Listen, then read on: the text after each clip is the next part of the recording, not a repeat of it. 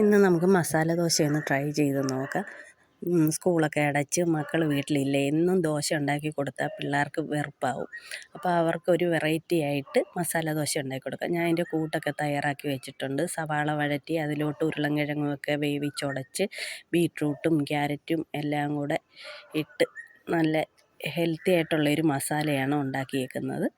അപ്പോൾ രാവിലെ മക്കൾക്ക് കൊടുക്കാൻ അവർക്കും ഇഷ്ടമാവും. നെയ്യൊക്കെ ഒഴിച്ച് നല്ല മൊരിച്ചെടുക്കാമെങ്കിൽ നല്ല അടിപൊളി മസാല ദോശ നമുക്ക് വീട്ടിലുണ്ടാക്കി കൊടുക്കാം.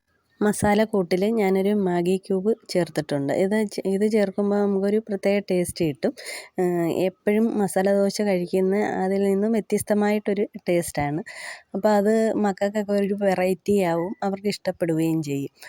വെക്കേഷൻ സമയത്തല്ലേ മക്കളെപ്പോഴും ഇവിടെ കാണത്തുള്ളൂ.